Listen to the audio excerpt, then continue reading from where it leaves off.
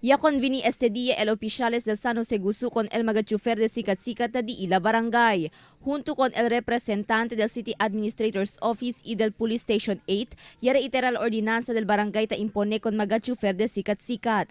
Ya reitera el City Administrator's Office con el necesidad para registrar con cada unit de Sikat-Sikat y de este chofer.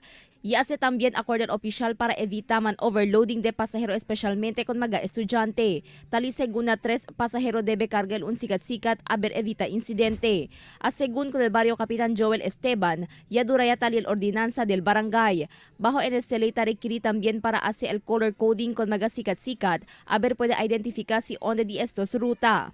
Tali según na mas de 100 Sikat-Sikat na viahan na barangay, particularmente alina Calle J. Johnston, Suterville, Armor Village y na sentro del barangay.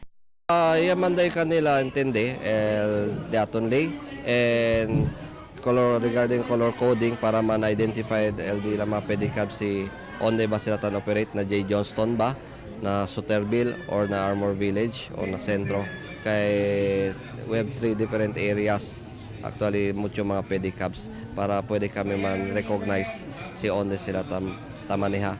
Fuera na color coding requiere también el barangay con magachufer para cheneya el ID. En esta manera mas pronto kanila puede identificar y asegura que de veras sila magachufer de Sikat-Sikat na barangay. Na asunto también de seguridad, requiere también el barangay para estricto profiling del magachufer.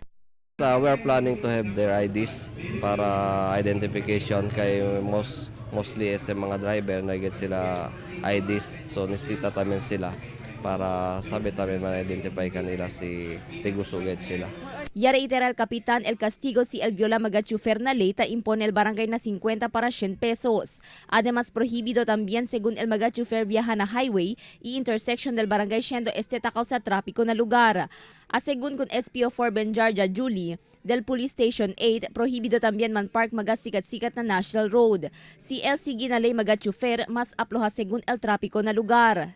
Ibita sila man park alin na National Road kay ese daan niya si lady aton tadali lang konsiderasyon desde antes pa si no pwede gat sila usa el ko sa yaman kon el kapitan diaton el kapitan del San José Gusú follow the lay always kay ese tan tan congest el mga bihikulo kausa na mga kuan ilmos na mga sikat diaton.